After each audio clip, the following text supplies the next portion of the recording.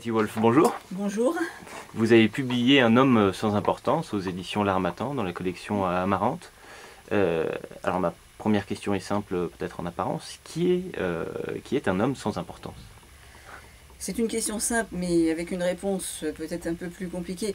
Un homme sans importance, c'est Michel, qui est né en Pologne au début des années 1920, dans une famille juive. Et quand il est enfant, il quitte la Pologne, mais il garde toujours un attachement à son pays natal, dont il reste nostalgique toute sa vie. Michel est aussi le père d'Élise, Élise qui a aussi une maman, Esther, également d'origine judéo-polonaise. Sauf que Esther a un point de vue sur la Pologne radicalement opposé à celui de son mari. Pour elle, la Pologne est le pays de l'antisémitisme, le pays des camps d'extermination où une partie de sa famille a disparu. Donc pour elle, la Pologne, c'est la mort. Voilà. Et donc, alors Élise, sa fille, pendant son enfance, son adolescence et le début de son âge adulte, Élise a adopté exclusivement le point de vue de sa mère. Donc, la Pologne, pour elle, c'est le mal. Elle rejette ce pays, elle rejette ses origines polonaises, et elle a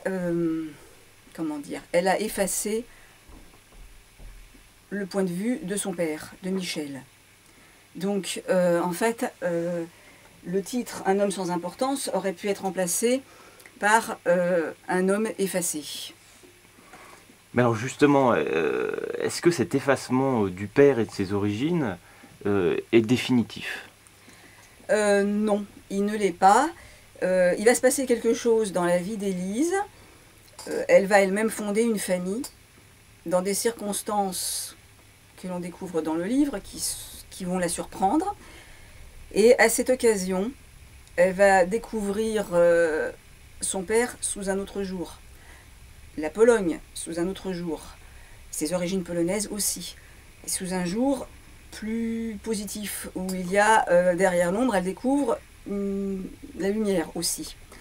Donc elle va conserver le point de vue de sa maman sur ce pays, mais ce point de vue-là va cohabiter avec va désormais cohabiter avec celui de son père, qui enfin va retrouver son importance aux côtés de la mère d'Élise.